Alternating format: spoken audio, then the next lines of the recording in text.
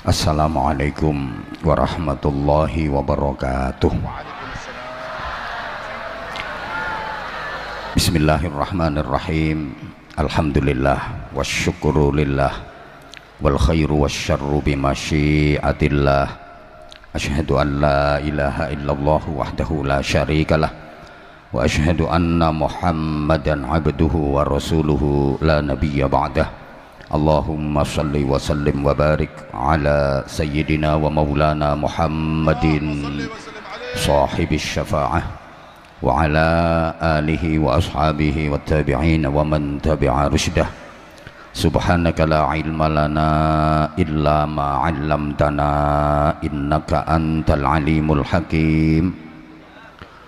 Rabbi syrah li sadri wa yassir li amri wahlul 'uqdatam min lisani yafqahu qawli waj'al li waziran min ahli. Allahumma nawwir qulubana wa quluba dhurriyyatina wa quluba jama'atina binuril Qur'an wa nuris shalah wa nuris shalawat wa nuril ma'rifah wa ilmil mukasyafah wal basyirah. Ya Fattahu ya Alim, iftah qulubana wa qulubahum futuhal arifin. Rabbana atina fid dunya hasanah wa fil akhirati hasanah wa qina adzaban nar birahmatika wa fadlika ya azizu ya ghaffar ya halimu ya sattar ya rabbal alamin. Amma ba'd. Sadatal habaib wa sadatal ulama al-ajilla wal a'izza. Para habaib, para alim ulama, bapak-bapak kiai, ibu-ibu nyai, para pengasuh dan pimpinan pondok-pondok pesantren, pimpinan majelis zikir, majelis ta'lim, majelis sholawat, para sesepuh semuanya yang dimuliakan, yang kita ta'zimi, kita mohon doanya, kita mohon restunya. Teristimewa besti saya yang suaranya menggetarkan, senyumannya mendebarkan, nasihat-nasihatnya menyegarkan, jamaahnya menggemparkan, ajakannya menggairahkan.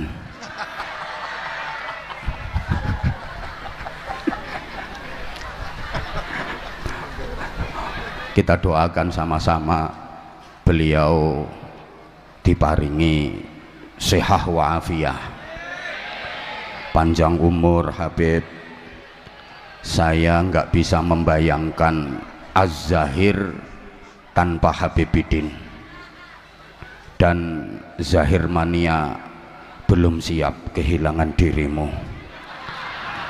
Jangan mati dulu.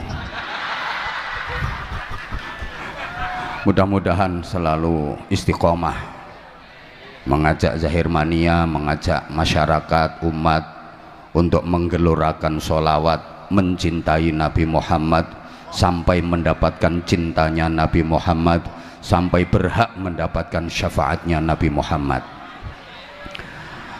Az-Zahir yang makin bersinar, makin berkibar, go internasional terus, baru pulang dari Taiwan, dan masih banyak lagi agenda-agenda luar negeri berikutnya.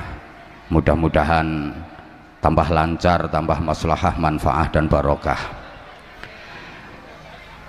Yang sama-sama kita hormati, kita cintai, kita banggakan, Bupati Kepala Daerah tingkat 2 Kabupaten Batang, beliau Ustadz Muhammad Faiz Kurniawan SH MH.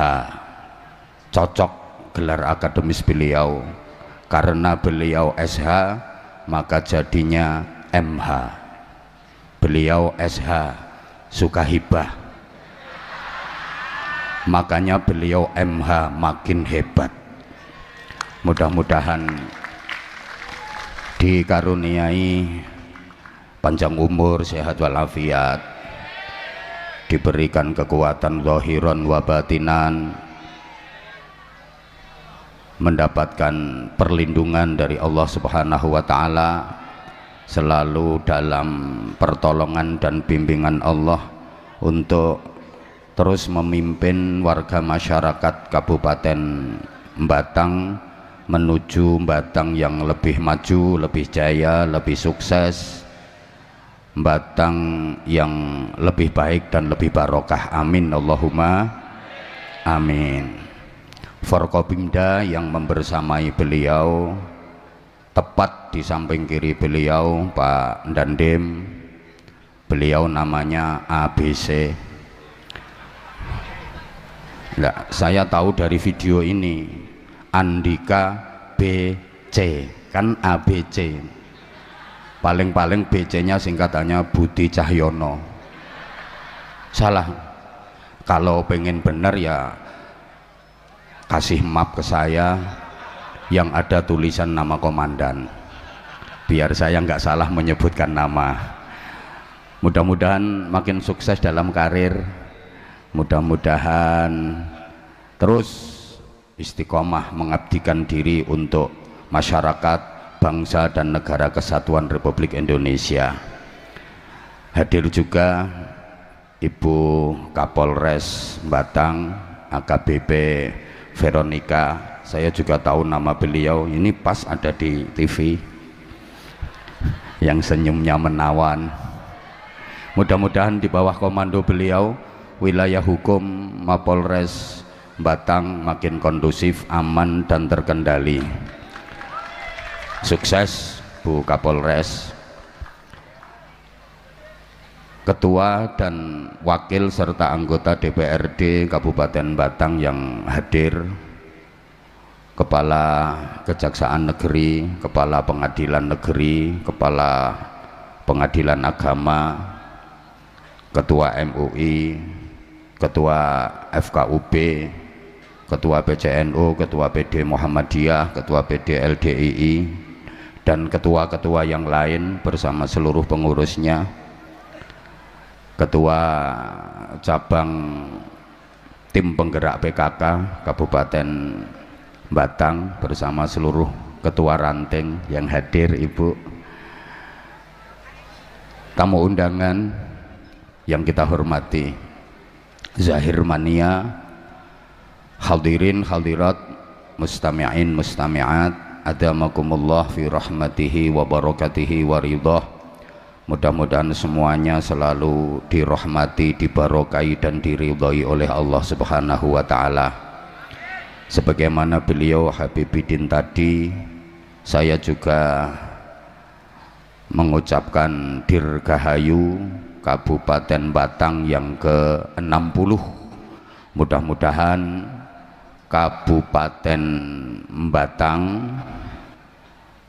menjadi kabupaten yang gemah ripah loh jinawi, panjang apunjung, pasir awukir, murah kang sarwa tinumbas, subur kang sarwa tinandur, toto titi tentrem kerto raharjo, Batang menjadi dairatan thayyibatan wa rabban ghafura. Amin Allahumma amin. Ini syarat mutlak, pemimpinnya harus baik.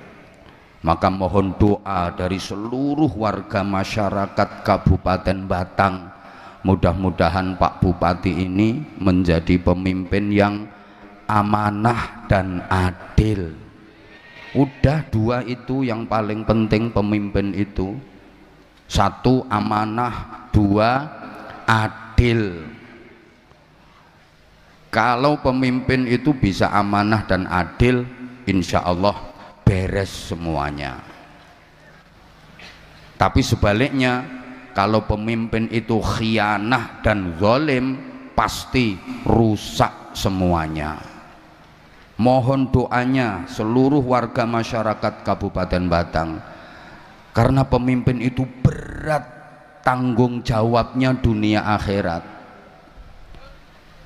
Memang sih Kalau pemimpin itu amanah dan adil, yaumun wahidun min imamin adilin ya'dilu ibadata sittina sanah. Sehari saja bagi pemimpin yang adil itu menyamai ibadah sunnah 60 tahun, siangnya puasa, malamnya tahajud. Padahal pemimpinnya nggak ngapa-ngapain, asal adil dalam memimpin, udah nggak tahajud, nggak puasa sunnah, nggak zikir, itu nilainya menyamai ibadah sunnah 60 tahun, siang harinya puasa, malamnya tahajud, padahal sehari. Lah kalau satu periode 5 tahun coba, apalagi insya Allah beliau 2 periode, amin. Kalau adil, udah nggak ada yang bisa mengalahkan pahalanya beliau. Kalau adil, kalau amanah. Tapi kalau khianah, kalau zalim, sehari dosanya sama dengan maksiat 60 tahun. Makanya boleh disaksikan semua yang hadir di sini. Sampai kapanpun saya Habibidin nggak bakal mencalonkan diri jadi bupati, karena nggak bakal ada yang milih. Nggak sanggup saya, jujur Pak Bupati, saya nggak sanggup. Suruh jadi bupati saya nggak sanggup. Pertama jelas nggak ada yang milih. Kedua karena beratnya tanggung jawab. Udah saya gini aja, saya telateni, alhamdulillah sudah renes. Saya syukuri. Berat. Tuh, pemimpin itu kan penguasa, Al-Malik itu penguasa. Kalau berdasarkan urutan Asmaul Husna Kiai, harus Al-Quddus, As-Salam, Al-Mu'min, Al-Muhaimin, Al-Aziz, minimal itu. Satu, Al-Quddus harus suci niatnya, bersih hatinya, bersih, tidak cacat hukum. Alhamdulillah sampai detik ini saya belum pernah mendengar Muhammad Faiz Kurniawan terkena masalah hukum. Alhamdulillah. Dan seterusnya. Hati-hati Pak Bupati. Jawa Tengah sudah 3, Jawa Timur juga 3, dan 3 keenamnya itu udah pernah saya ingatkan semua. Ada yang viral, ada yang setengah viral, gak nurut tuh. Mulane nurut sampean, insya Allah nggak sampai pakai rompi warna oranye. Duh, harus Al-Quddus, niatnya betul-betul untuk mengabdi dan melayani masyarakat. Kemudian kedua, As-Salam, menyelamatkan dan mensejahterakan rakyat, bukan untuk keluarga, golongan, kepentingan pribadi, apalagi untuk memperkaya diri sendiri. Mesti konangan, gak kira enggak. Dah, pengadaan mobil dinas biasa-biasa saja, renovasi rumah dinas biasa-biasa saja, nggak usah over. Kemarin saya di Kaltim demo rame banget, mobil dinas kok 8M. Memang anggarannya Kabupaten Batang itu berapa? Mentang-mentang mau jadi kabupaten industri. Ngingetin Pak Bupati, kalau kapok ya nggak usah diundang lagi, gitu aja kok repot. Wong ini tadi beliau udah ngontrak tiap tahun, berarti kan beliau jatuh cinta sama kami berdua. Makasih Pak Bupati, I love you. Kemudian Al-Mu'min, harus mempunyai iman yang kuat. Pemimpin kalau nggak punya iman jadinya kayak Raja Fir'aun. Sebagaimana orang kaya kalau nggak punya iman jadinya kayak Qarun. Terus Al-Muhaimin, terpercaya, artinya bisa dipercaya, nggak suka mengkhianati rakyat. Apa yang menjadi janji-janji kampanyenya menjadi fakta dan realita secara bertahap. Terus Al-Aziz, mendapat dukungan kuat dari mayoritas masyarakat. Allahumma sholli ala Muhammad. Pemimpin itu warisan para nabi, para rasul, maka harus punya karakter sidik, amanah, tabligh, fatonah. Sidik itu jujur, amanah bisa dipercaya, tabligh aspiratif dan transparan, fatonah cerdas. Lah guyonannya kiai-kiai sekarang nyari pemimpin yang punya 4 karakter ini repot. Kenapa? Karena sidik minggat, nggak pulang-pulang. Jadi pemimpin kehilangan sidik. Sidik minggat, nggak mau sendirian, bawa pacarnya namanya amanah. Amanah itu katut sidik minggat, maka pemimpin juga kehilangan amanah. Wong dibawa minggat sama sidik. Tablignya udah dipakai di mana-mana, tabligh akbar, tabligh akbar, tabligh akbar, di mana-mana. Pemimpin nggak kebagian tabligh, tinggal 1 fatonah, jadi TKW di luar negeri, habis semuanya.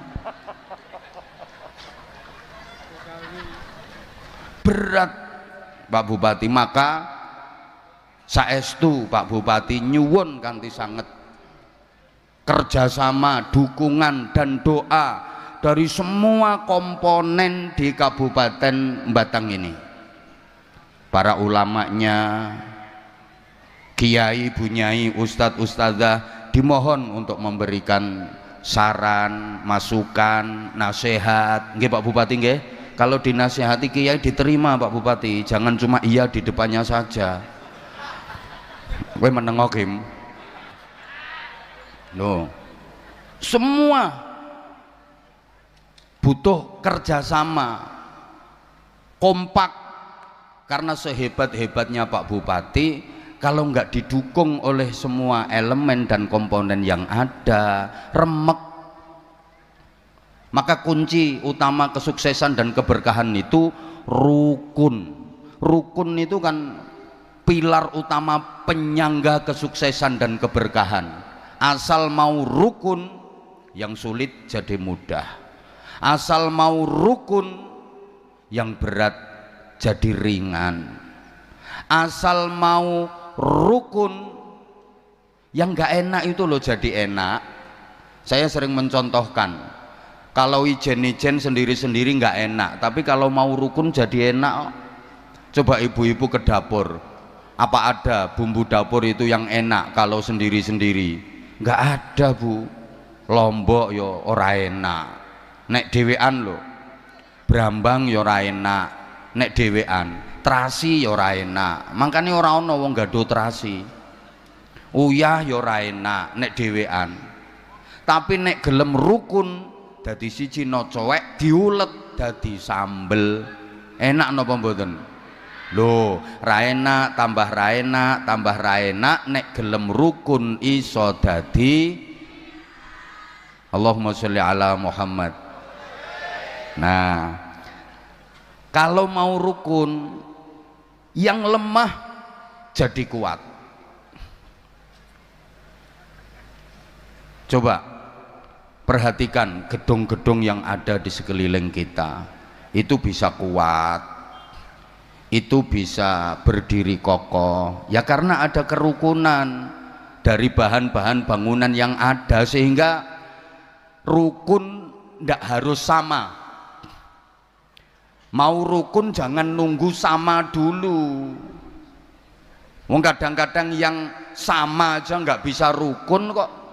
Ada apa enggak kira-kira? Loh, sama tapi nggak bisa rukun, ada apa enggak? Ada. Sama-sama pegawai Pemkab tapi nggak rukun, ada apa enggak? Ada apa enggak? Orangnya datang di bawah apa di panggung?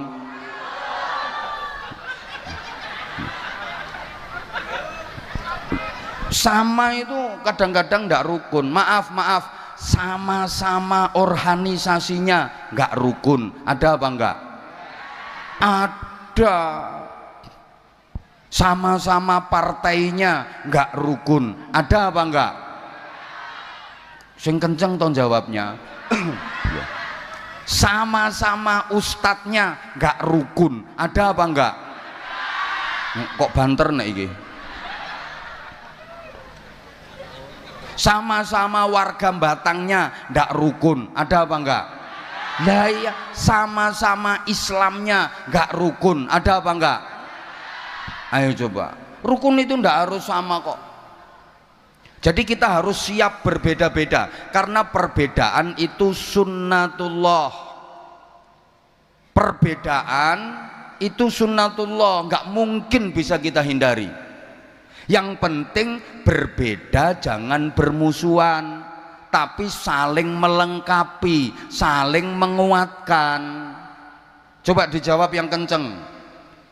Tangan saya dua, betul? Beda apa sama? Kok samain mbok anggap kiwa karo ngono tanganku? Ya beda, wong kanan sama kiri beda, tapi kompak, saling melengkapi. Demikian pula kaki saya dua, beda kanan sama kiri, tapi saling melengkapi. Makanya kalau dipakai jalan nyaman, enak. Kanan maju, kiri mundur, kiri maju, kanan mundur. Coba kalau nggak mau kerjasama, nggak mau saling melengkapi, tangan dua-duanya waktu jalan pengen maju, jadi vampir. Saya sama istri saya, ayo, sama apa beda?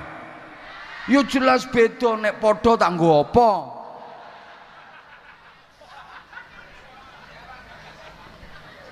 Beda tapi saling melengkapi, gitu loh. Kayak lampu, tujuannya nyala, maka kabelnya harus berbeda, positif dengan negatif. Coba kalau lampu itu kabelnya sama-sama positif, nyala apa konslet? Konslet. Lampu kok kabelnya sama-sama negatif, nyala apa konslet? Konslet. Gitu loh. Rabi kok podo lanange, rabi kok podo wedoke, nyala apa konslet? Itu. Maka yang berbeda itu dipadukan sehingga rumah tangga mencapai tujuan bahagia. Karena suami dengan istri itu jelas berbeda, bapak dengan ibu itu beda. Bapak itu suka mengecilkan hal yang besar, ibu suka membesarkan hal yang kecil. Makanya barang cilik kecekel wong wedok dadi gede.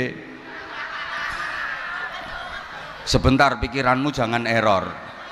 Bapak itu suka mengecilkan hal yang besar. Masalah besar itu bagi laki-laki dianggap masalah kecil, suka ngentengin, itu laki-laki. Tapi kalau ibu suka membesarkan hal yang kecil, masalah kecil itu dianggap masalah gede. Wong wedok itu gara-gara nyumbang nanggone tangga ra dibalekke sak desa krungu kabeh. Ya karena bapak itu rasional, ibu emosional. Bapak kreatif, ibu sensitif. Bapak pakai perasaan, ibu pakai pikiran. Makanya kalau cekcok suami istri mesti bapak bilangnya gini, ibu itu mikir toh bu. Kata ibunya, bapak dadi wong lanang ngrasake aku kok. Mergo sijine mikir, sijine ngrasake. Berbeda sifat dan karakternya, tapi saling melengkapi, saling mengisi. Nanti jadi kuat. Allahumma sholli ala Muhammad. Oke. Kayak bangunan itu loh, bahan-bahannya kan berbeda-beda. Ada besi, ada pasir, ada semen, ada batu koral, ada batu bata. Betul? Nah, tapi saling melengkapi, saling menguatkan, maka dia kokoh. Coba kalau bangunan itu bahannya sama semua, semen kabeh, yo ora dadi bangunan. Halo? Ya Allah. Maka seluruh komponen yang ada di Kabupaten Batang ini harus saling melengkapi, saling menguatkan. Kelemahan masyarakat kita itu apa? Ya semua komponen ada, semua potensi ada, tapi nggak mau bersatu, nggak mau saling melengkapi, nggak mau saling menguatkan, berdiri sendiri-sendiri, ya semrawut. Kayak toko peracangan itu loh, masyarakat kita itu ada lombok, ada brambang, ada tomat, ada terasi, ada garam, tapi dewe-dewe. Kayak toko bangunan itu loh, ada kayu, ada besi, ada koral, ada bendrat, ada paku, ada triplek, ada genteng, tapi sendiri-sendiri, berserakan, nggak mau bersatu. Ini kelemahan masyarakat kita. Bapak Ibu, adik-adik, para jamaah, kalau mau saling melengkapi walaupun berbeda, itu jadi indah. Halo? Ya Allah,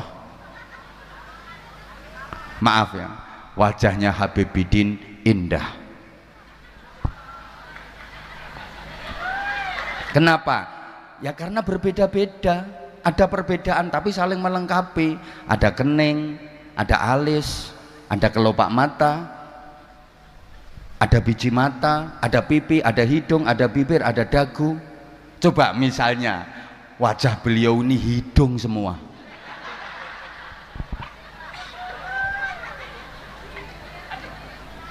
Loh, saya dengan Habibidin beda. Dia putih, saya hitam. Dia mancung, saya pesek. Dia ganteng, saya sopo ngomong elek. Matur suwun. Duh, berbeda, tapi kan kita saling melengkapi, maka majelis ini jadi indah. Gitu. Woi. Ya kayak kopi sama gula kan beda toh itu. Beda. Kopi hitam, gula putih, ya kayak kita inilah. Ini kopi, ini gula. Ini manis, ini pahit. Tapi kan kita saling melengkapi kalau udah bersatu. Dirindukan di mana-mana. Padahal berbeda. Beda semuanya beda. Beliau dengan gayanya, saya juga dengan gaya saya. Senyumnya beda, lirikan matanya beda, ya semuanya beda, tapi kan saling melengkapi gitu loh.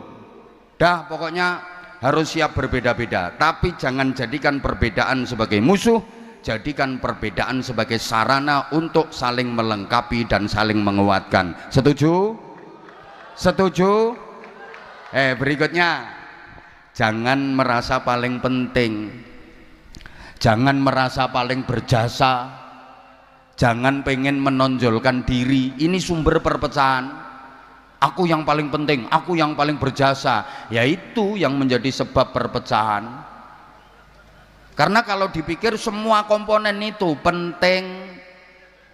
Saya kalau kasih contoh biasanya gini, gedung-gedung yang berdiri kuat kokoh itu ada besinya apa enggak? Ada. Besinya kelihatan apa enggak? Enggak. Tapi semua orang tahu kalau itu ada jasanya besi. Wah, itu gedung bisa berdiri kuat kokoh, pasti ada besinya. Semua orang tahu, semua orang mengakui, dan besi juga enggak pengen menonjolkan diri. Biar aku nggak kelihatan nggak apa-apa kok, orang sudah tahu kalau aku punya jasa. Paham? Coba besi yang ngerasa punya jasa, pengen menonjolkan diri karena dia merasa paling penting, harus kelihatan, ya bangunan itu semrawut. Bahasa Inggrisnya the pating serongat and pating jepat. Kenapa? Karena yang punya jasa pengen menonjolkan diri.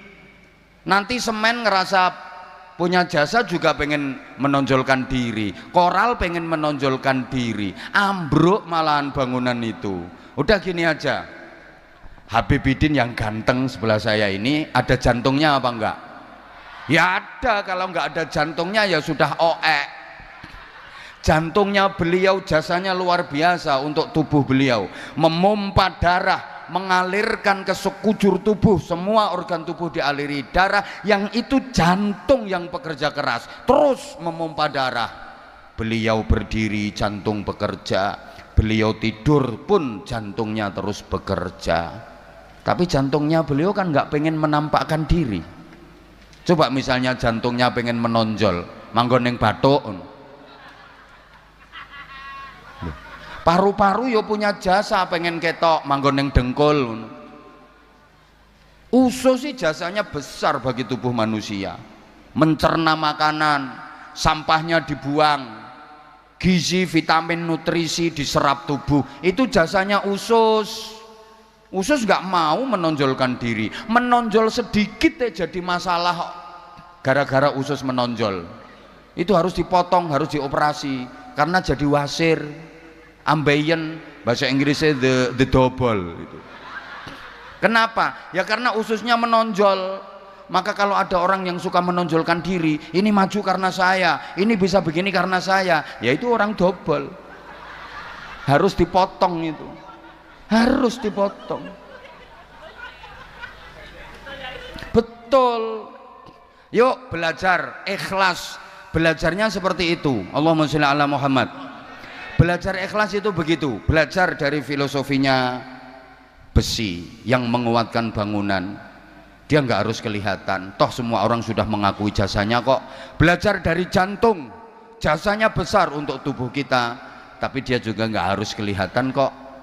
Bahkan kalau bapak-bapak mau belajar dari maaf, alat vitalnya bapak-bapak itu jasanya besar loh itu.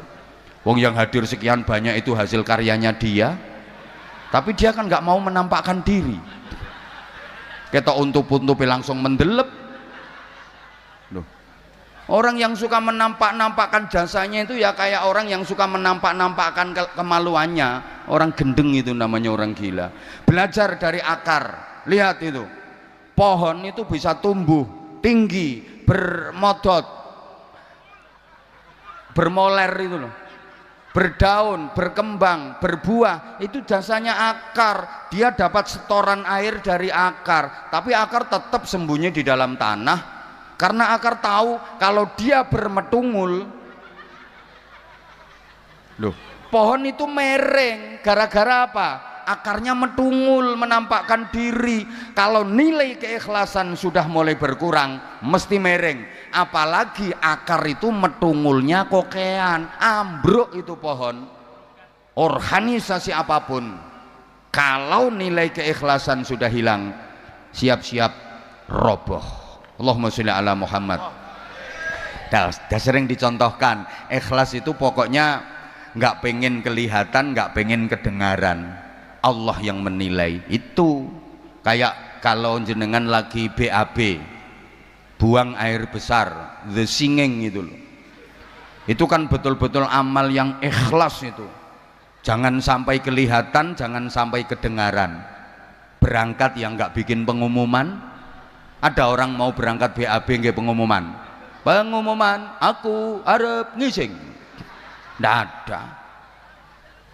Begitu masuk pintu ditutup rapet, jangan sampai bisa diinceng. Dipelorot, ndoprok, keran dibuka. Biar apa? Tersamarkan.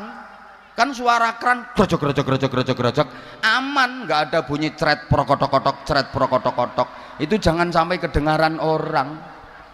Duh, walaupun keluarnya alot, ngeden ditahan. Jangan sampai kedengaran orang. Ono wong ngising le ngeden, waduh, walot. Wong edan. Jangan sampai kedengaran orang. Selesai, bersih, rapi, keluar, tetap dijaga kerahasiaannya. Nggak diceritakan. Ono wong bareng ngengek diceritake, Mbak, metu rolas kok Mbak aku mau. Sing 8 dawa-dawa mblantong ngono Mbak, sing 4 merengkel-merengkel ndek. Wong edian iki.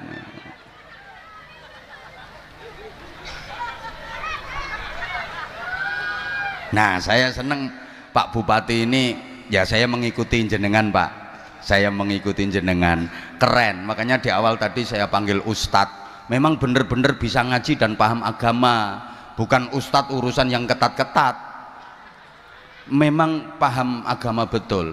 Jadi beliau memimpin Kabupaten Batang ini memadukan 3 kinerja. Beliau bekerja dengan keras, beliau bekerja dengan cerdas, dan beliau juga bekerja dengan ikhlas. Tepuk tangan untuk beliau. Nah, ini bukan ngelem saya, tadi udah disampaikan kok. Pokoknya Batang ini langsung wet ngene. Dulu siapa yang kenal Batang? Wong Kabupaten Pecahan, nyelempet, pemanis yang tekan Bawang kono kae. Bawang masih masuk Indonesia ya?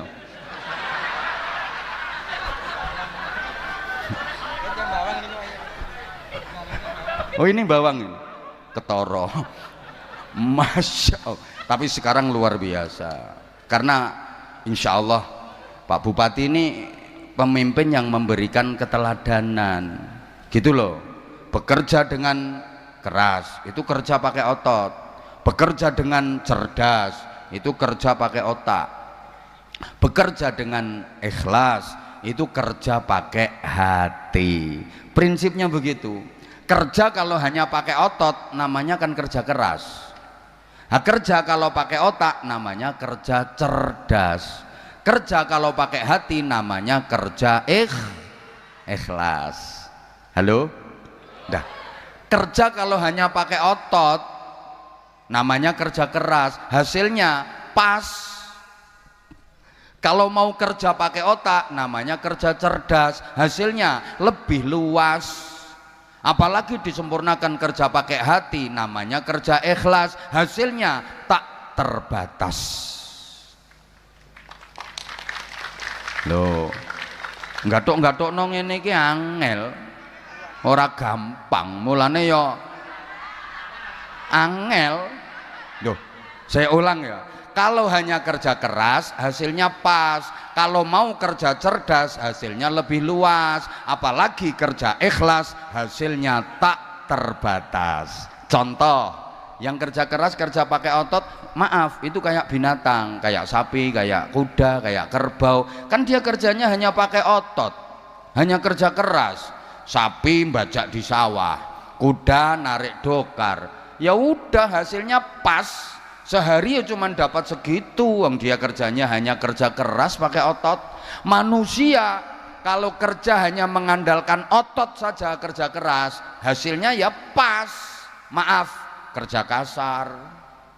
Maaf ya, tidak bermaksud untuk merendahkan, tapi ini motivasi untuk generasi muda, untuk anak-anak. Kalau kerja jangan hanya mengandalkan otot saja, jangan cuma kerja keras saja, hasilnya ngepas. Maaf, pekerja-pekerja kasar itu kan hanya mengandalkan otot, kerja keras, hasilnya ngepas sampai kiamat ya prasejahtera terus. Kalau kerja hanya mengandalkan otot.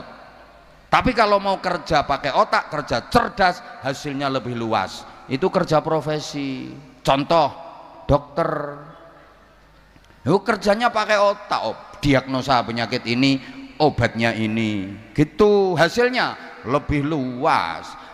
Dokter itu kan tukang cubles toh. Bandingkan yang kerjanya pakai otot tok, ngebor sumur, itu ya tukang cubles, tukang ngebornya loh maksudnya. Suntike gedine kaya ngono, abot melet-melet pendeng gowo-gowo, nggone panas, awake kotor, sing dicubles alot, brus, cerot, ratusan kali, belum ngongkeknya, tarik, cubles brus, seharian paling 200.000. Bandingkan dengan yang kerja cerdas. Ayo, dokter tadi cublesnya cilik, enteng, tempatnya sejuk, ber-AC, harum, sing dicubles ya empuk, iso mbek isik-isik, sekali coblos jus nggak pakai ditawar, gak ono dokter dinyangi, gak ono. Pinten Pak dokter? 700.000. mboten sakit kirang Pak, separuh Pak nggih, ndak ada loh. Itu yang kerja pakai otot ngangkat batu besar-besar itu, batu kali, batu gunung, pagi sampai sore dapatnya 200.000. Yang kerja pakai otak, kerja cerdas, ngangkat batu kecil dapatnya 200 juta. Yang diangkat batu ginjal, batu empedu, itu loh. Apalagi disempurnakan kerja pakai hati, kerja ikhlas, hasilnya tak terbatas. Contoh kiai.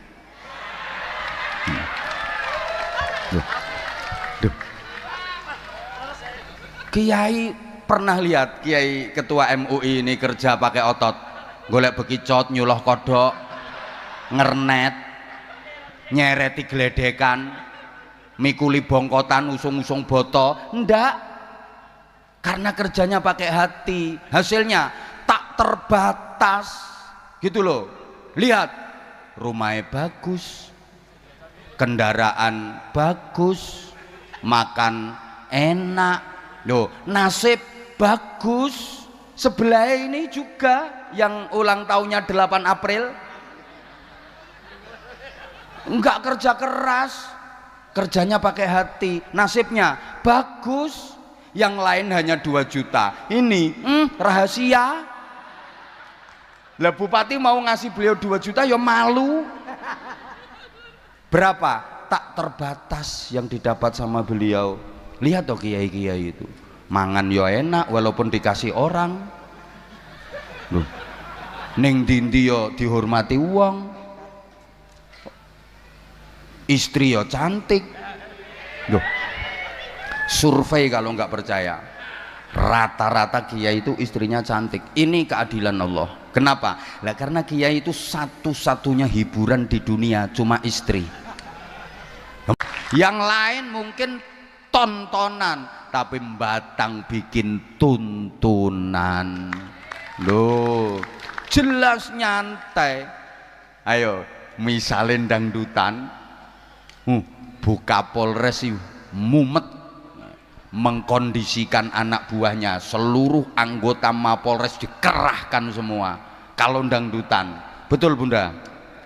Betul ngono ae. Coba nek kayak gini, nyantai, Kapolresnya duduk manis di atas, di sebelah ketua cabang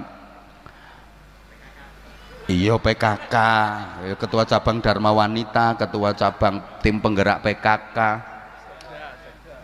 Bu Sekda to kuwi. Bu Sekda, tak pikir to tim penggerak PKK. Lah tadi aku ngomong ketua cabang tim penggerak PKK, ndekne manggut-manggut ngene. Oh Sekda, izin Bu Sekda, belum kenal, wong belum pernah dapat amplop, nggak tahu saya. Tuh, lek solawatan pengajian, Kapolres nyantai, duduk manis nyantai, anggota ngopi anggota. Ayo coba kalau dangdutan mumet, betul apa enggak? Loh, ya bukan berarti saya anti hiburan, saya juga seneng kok, seneng. Tapi kan Pak Bupati ini cerdas, mana yang manfaat untuk masyarakat. Karena pembangunan itu katanya bukan hanya membangun material, tapi juga spiritual. Allahumma sholli ala Muhammad. Karena gini ya, manusia, ini yang hadir manusia semua kan? Oke, sekarang saya urut dulu. Manusia itu kalau dalam Al-Quran diungkapkan dengan 4 kalimah. Semua artinya manusia, tapi konotasinya berbeda-beda. Pertama diungkapkan dengan kalimah al-insan. Ayo sama-sama. Oke, yang ikut menirukan berarti manusia. Yang nggak ikut menirukan berarti bukan. Oke, saya ulang dulu. Pertama diungkap dengan kalimat al-insan, bareng. Nah, ini banyak. Yang paling mudah diingat ya dalam surah Al-Ashr, semuanya hafal. Bismillahirrahmanirrahim. Wal 'ashri insan. Bapak Ibu adik, kalau membaca Al-Quran mendapati ada kalimat al-insan, itu artinya manusia dengan segala totalitas kemanusiaannya, zahiran wa batinan, luar dalam, manusia secara utuh, itu insan. Yang kedua diungkap dengan kalimat annas, sama-sama. Nah contohnya ya qul a'udzu birabbin malikin ilahin.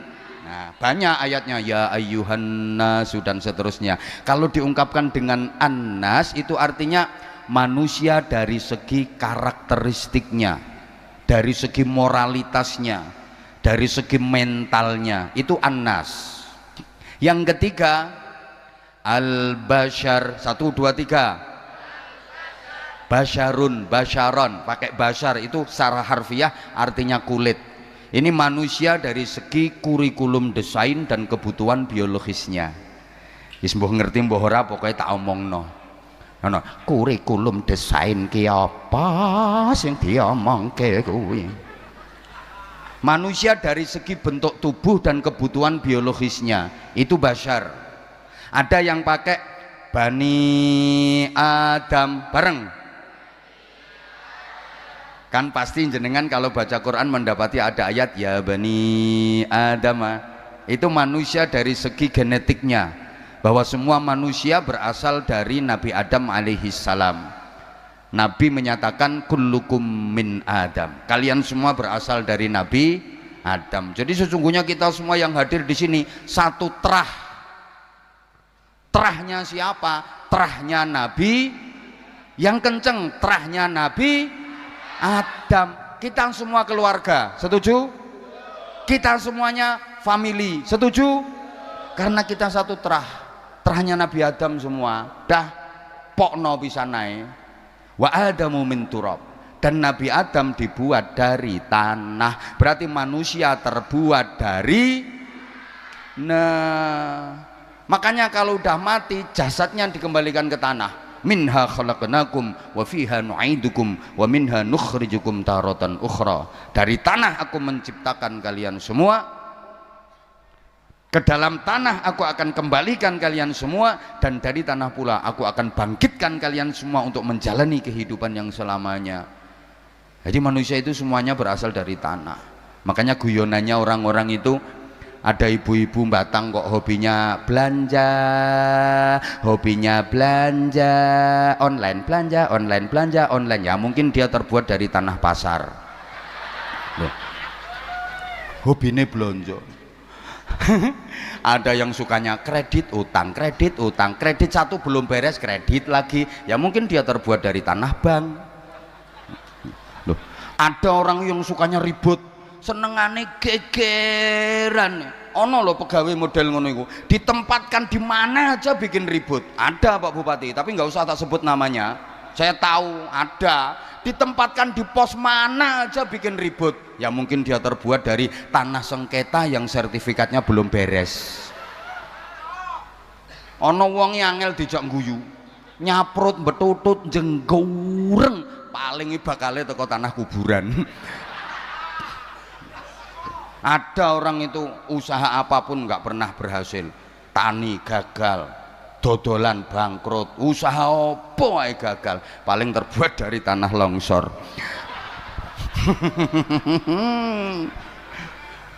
Nah, terus yang dinilai apanya? Bapak Ibu para jamaah rahimakumullah, secara umum manusia diberi potensi oleh Allah. Sampeyan mesti apal surate. Nanti mungkin akan jadi pertanyaan. Yang bisa jawab dapat hadiah sarung cap. Ini sarungnya kayak yang tak pakai ini, sarung mangga.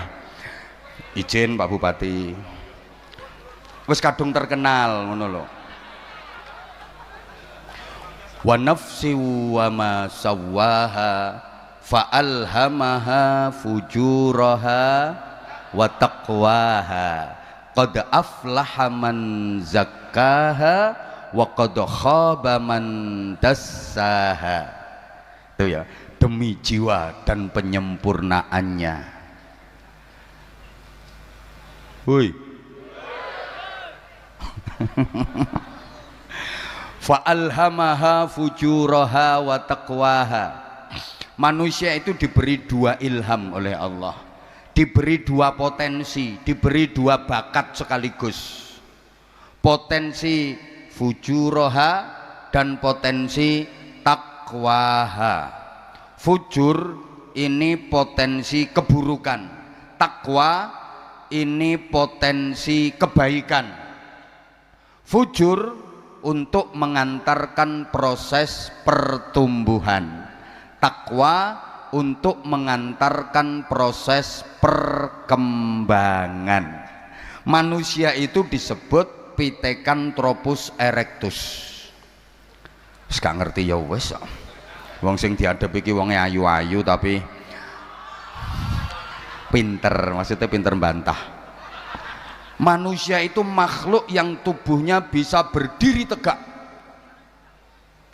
Satu-satunya makhluk yang tubuhnya bisa berdiri tegak itu manusia. Yang lain ya agak-agak saja, kalau suruh tegak seperti manusia enggak. Manusia ini makhluk yang tubuhnya bisa berdiri tegak dan tubuhnya dibatasi di tengah-tengah dengan ulu hati. Ini tempatnya di tengah-tengah tubuh, ulu hati. Nah, fujur itu letaknya ulu hati ke bawah, tepatnya perut dan sedikit bawah perut. Takwa itu letaknya ulu hati ke atas, tepatnya dada dan kepala. Saya ulang, ini harus pelan-pelan karena orangnya cerdas-cerdas. Fujur ini letaknya ulu hati ke bawah, tepatnya perut dan sedikit bawah perut. Pokoknya misinya cuma perut, bawah perut, perut, bawah perut. Makanan, rabenan, makanan, rabenan, makanan, rabenan.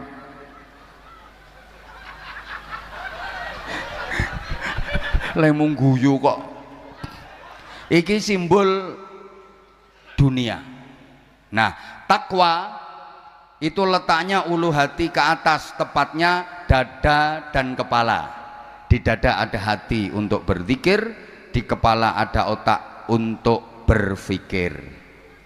Ulu hati ke bawah ini isinya tuntutan. Bareng. Mana sing banter?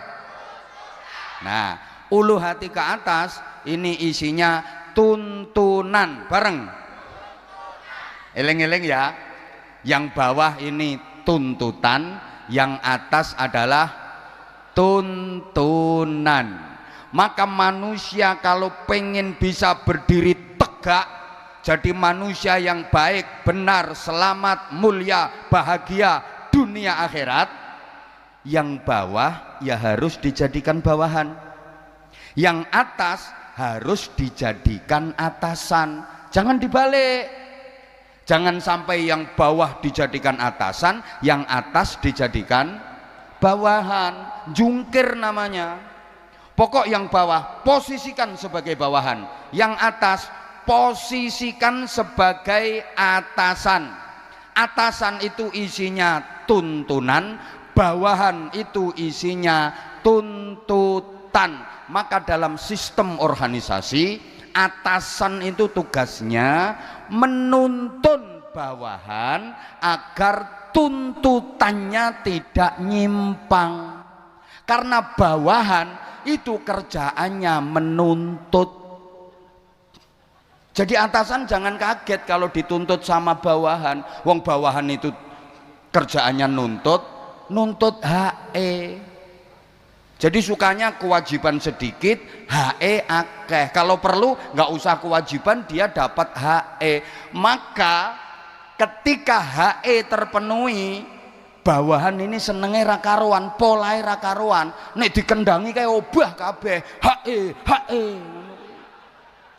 Perut sama bawah perut mesti obah kabeh. Tuntutannya apa? Yang penting perut kenyang, bawah perut tegang. Loh, lek ngono ku kecerdasan ngono. Lho nggih. Sehingga atasan ini harus dijadikan tuntunan diisi dengan tuntunan logika, etika, estetika, syariah, akidah, akhlakul karimah. Aku ki mek ngimbangi bupatimu sing cerdas. Nanti kalau materi saya terlalu ecek-ecek ya nggak diundang lagi nanti. Loh. Tepuk tangan toh.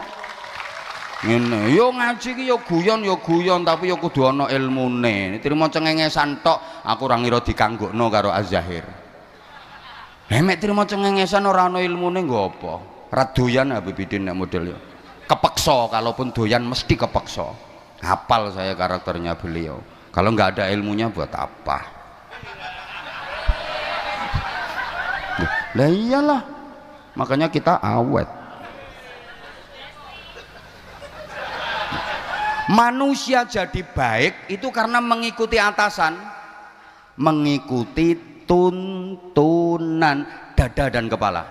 Manusia jadi rusak, jadi bejat itu karena menuruti tuntutan. Coba, orang jadi nakal, orang jadi jahat, orang jadi bejat, itu sumbernya adalah perut dan bawah perut. Betul? Mabuk-mabukan, ya nuruti perut dan bawah perut. Sampai terjadi pembunuhan, itu sumbernya ya perut dan bawah perut. Sekali lagi, sampai yang membatalkan puasa itu kan ya perut sama bawah perut. Secara syariat kan yang membatalkan puasa secara syariat kan makan, minum, seks, perut dan bawah perut. Ngotelu, ngeleh, ngelak karo loh. Kok aja seru-seru. Lho sing batalke poso secara syariat kan mek kuwi to, perut sama bawah perut. Makan, minum, seks. Ngotelu, ngeleh, ngelak, ngonoan, ya itu memasukkan atau kemasukan atau dimasuki 3 benda: benda padat, benda cair, dan benda gembuk-gembuk kenceng. Ya cuman itu. Pokok manusia hidup kalau nuruti bawahan ini, nuruti tuntutan, mesti bejat, mesti sesat, sehingga harus dituntun sama atasan. Dada dan kepala, di dada ada hati untuk berzikir, di kepala ada otak untuk berpikir. Allahumma sholli ala Muhammad. Karena manusia ini kan berada di antara 2 ekstremitas, understand? Loh, ekstremitas malaikat dan ekstremitas setan. Oke, jadi taruhlah yang sebelah sini malaikat, yang sebelah sini setan. Nah, tengah-tengah itu manusia. Contoh bro, contoh. Duh. Manusia ini kan posisinya berada di tengah-tengah antara 2 ekstremitas. Sekali lagi, ekstremitas malaikat dan ekstremitas setan. Allah menciptakan makhluk namanya malaikat, selalu baik, nggak ada buruknya. Allah menciptakan makhluk namanya setan, selalu buruk, nggak ada baiknya. Nah, tengah-tengah itu kita manusia. Jadi menungso iki ya rodok malaikat, ya rodok sing banter. Menungso iki ya rodok malaikat, ya rodok mbuh kuat unsur malaikate, mbuh luweh menonjol unsur setane. Halo? Loh, kalau lebih menonjol unsur malaikatnya dadi apik, lelek luweh kuat unsur setane dadi elek. Jawab, nek gak dijawab wes sing banter len jawab, yang kenceng jawabnya. Bapak Ibu sudah pernah ketemu malaikat? Belum. Bapak Ibu sudah pernah ketemu sama setan? Belum. Bapak Ibu sudah pernah melihat malaikat? Belum. Sudah pernah melihat setan? Belum. Bapak Ibu, adik-adik, Mas Mbak, sudah pernah jadi setan?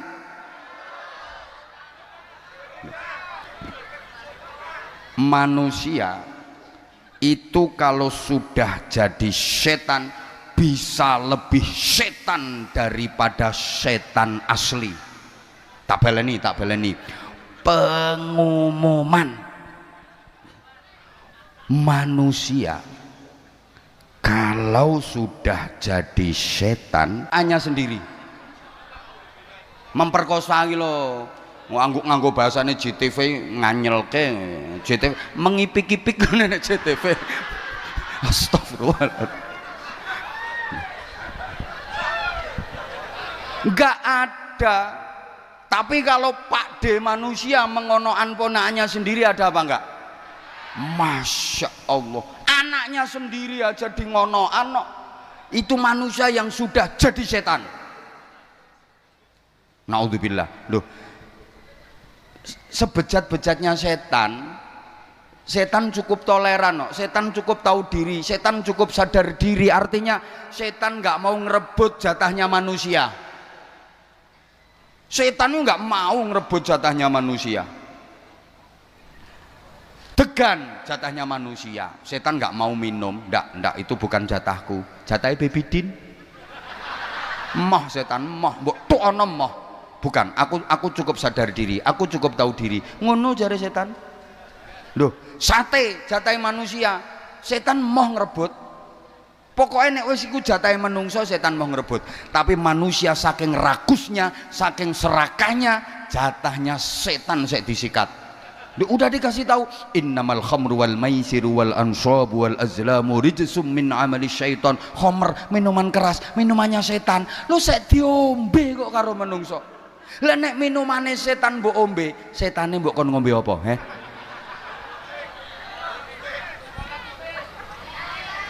Duh. Bahkan ini maaf ya, nggak semua setan itu jelek.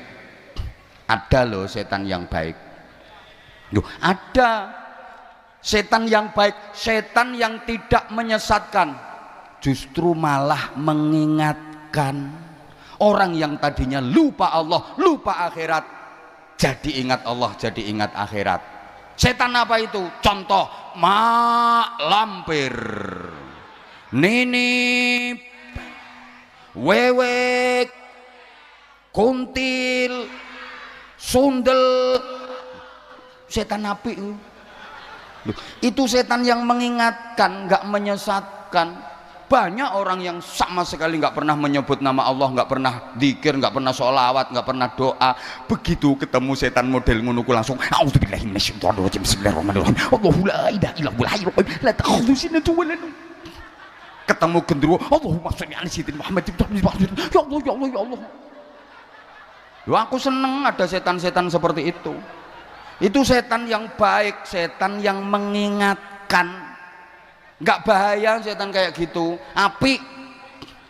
Yang bahaya itu setan yang menyesatkan, yang merasuki jiwa kita, mengalir seperti darah dalam tubuh kita, kemudian membentuk karakter dan kepribadian kita. Akhirnya nggak mau menerima nasihat, nggak mau menerima kebenaran. Wah, itu setan yang bahaya. Dan setan itu kalau sudah merasuki tubuh manusia, kalau sudah merasuki jiwa manusia, kekuatannya berlipat-lipat. Setan jadi sakti. Wes mbok wacake surat Ikhlas orang ngira mempan, apa maneh surat ora ikhlas.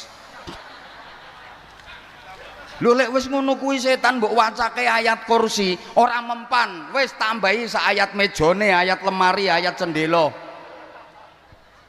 Sakti setan nek wis ngono iku. Hati-hati ya. Halo? Halo? Loh, bayangane sampean setan sing model serem-serem ngono iku to. Le. Dalam tubuhmu itu ada setannya. Wong Nabi menyatakan yajri majrad dam, mengalir seperti aliran darah dalam tubuh manusia. Nah, karakternya setan itu dua. Terakhir iki, bariki karakter diem. Karakternya setan itu dua. Innama yuridu syaitanu ayyuqi'a bainakumul adawata wal baghdha. Satu, menyebabkan permusuhan dan kebencian. Siapa saja yang menyebabkan permusuhan dan kebencian berarti setan. Apa saja yang menjadikan permusuhan dan kebencian berarti sing kenceng. Apa saja, siapa saja, apapun namanya, apapun sebutannya, kalau menyebabkan permusuhan dan kebencian berarti dia sudah menjadi dutanya setan. Iya, memang iya kok, apapun namanya, pokoknya yang menyebabkan al-adawah wal baghdha, permusuhan dan kebencian. Kemudian yang kedua, wa yasuddakum an dzikrillah, menghalangi kalian dari berzikir kepada Allah, wa anis shalah, menghalangi kalian dari salat. Halo, apa wae sing menghalangi zikir, menghalangi sholawat, menghalangi kalimah-kalimah thayyibah, setan. Mencegah sholat, setan. Hati-hati, apapun itu namanya. Ya Allah, sampean sering kadang dirasuki setan. Kurang wadzan lho, Allahu Akbar, Allahu Akbar. Ngono iku terus, lho, jam piro ya mene kok wis adzan? Gak berangkat. Engko sik waktu nentek setan. Halo? Halo? Ya Allah, paham apa ndak ini? Nah, dunia makin canggih, setan juga makin canggih. Ada setan yang sangat canggih, yang semua tangan sudah pegang, bisa beroperasi di mana saja, bentuknya gepeng, kotak, namanya setan. Bukankah gara-gara itu, maaf, masjid, musola, sholat jamaahnya jadi sepi? Bukankah gara-gara itu Al-Quran jadi jarang dibaca? Halo? Betul? Bukankah gara-gara itu banyak anak yang tidak mengindahkan perintah orang tuanya? Hati-hati loh, gara-gara itu mau sholat jamaah nggak jadi, wong saya utak-utak HP. Mau tahajud nggak jadi, wong saking lamane utak-utak HP sampai ketiduran, ngeloni HP sampai rakober ngeloni bojo.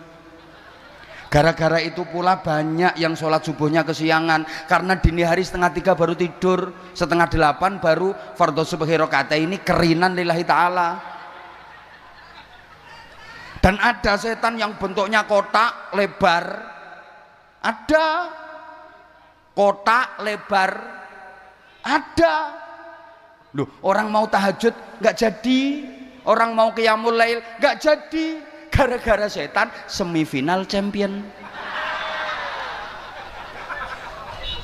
Loh iya kok, udah habis wudhu, bawa sajadah, mau sholat, ditegur sama penyiarnya, pemirsa jangan kemana-mana, tetaplah bersama kami akan segera kembali setelah yang berikut ini. Sajadah dilempar, sami'na wa ata'na, ndoprok. Ada setan yang namanya Inter Milan.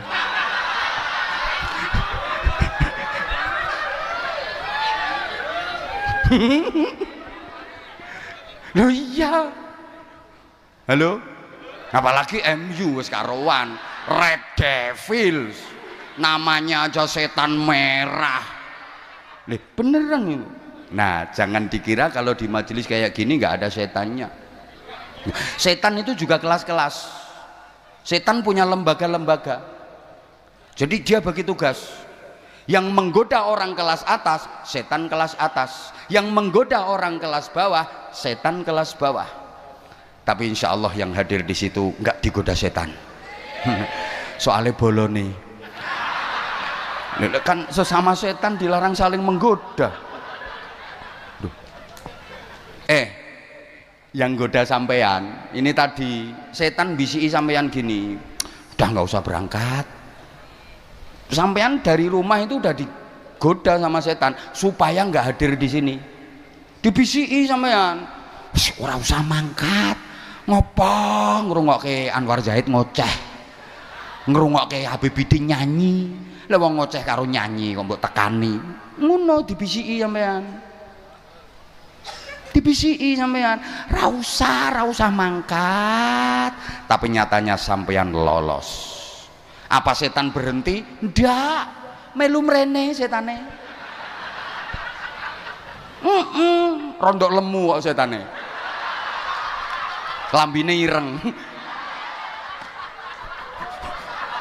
Loh, setannya ikut ke sini.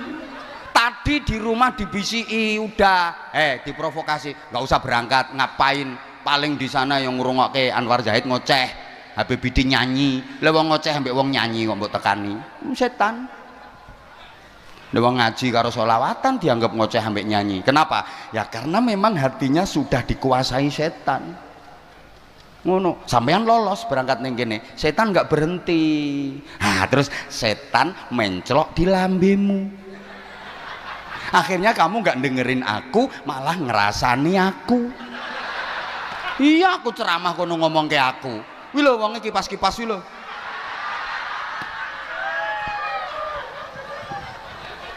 Nah, setan yang bisiki Habibidin beda. Lek sampe anak dilarang berangkat, gak oleh mangkat.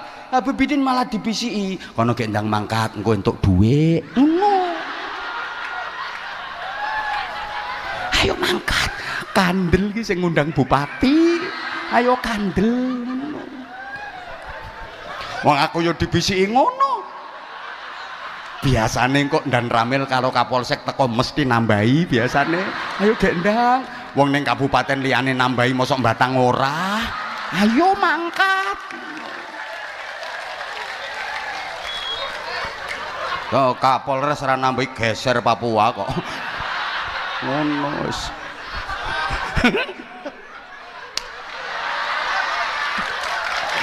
Ngono. Aku mau dibisiki ngono. Kono gek ndang mangkat sampai aku istirahat ning hotel lho, Rasido diobrahi karo setane. Kono Habibidin wis teko. Kono nang mangkat. Padahal aku capeknya Masya Allah 10 hari lebih. Beliau dari Taiwan, saya dari Kaltim. Saya ke Taiwannya nanti bulan 7. Dulu kami bersama, sekarang udah jalan sendiri-sendiri. Wes roh dalane aku ditinggal. Rong roh dalane aku digandeng ae. Roh dalane ucul. Korea budal dhewe, Taiwan budal dhewe, Hong Kong budal dhewe. Padahal sing ngenalno luar negeri ya iki. Roh dalane tinggal dhewe.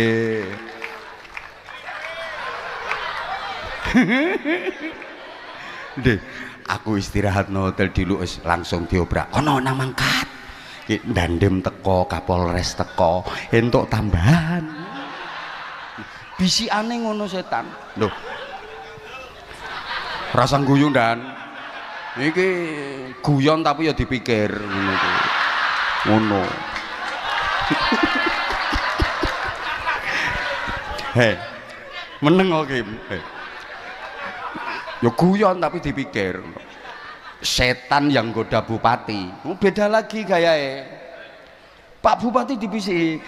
Ayo Pak, meneng tak antemi pisan kok. Loh, Pak Bupati biar antisipasi, tak dudono rahasia. Iki info pusat iki. Setan sing nggodha bupati ki yang ngene. Ayo Pak Bupati nang setempel tanda tangan.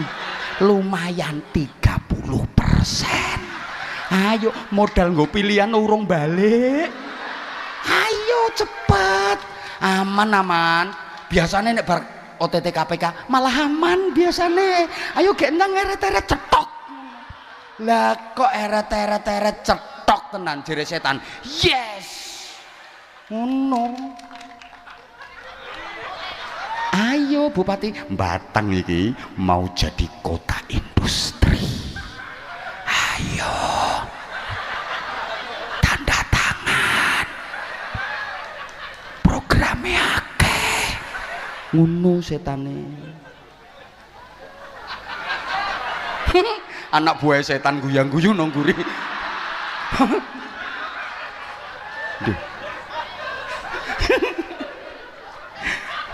Estu Pak Bupati niku estu. Lah niku jenengan mboten krasa nek dibisiki. Pokoke ning ati ki modele sengkring ngono. Kapan meneng to iki? Iki SGD Singapura dolar. Ngono Pak Bupati, rayuane setane Mas. Aku tahu soalnya.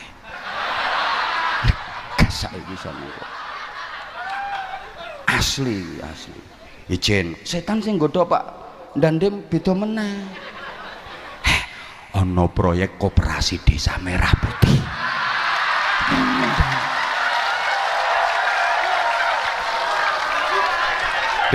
Tak kasih bocoran dan izin dan ora usah kaget, saya udah kayak gini dan hati-hati betul itu dan lah satu kabupaten Batang lo berapa desa, satu desa satu koperasi, anggarannya berapa, ayo belum lagi MBG.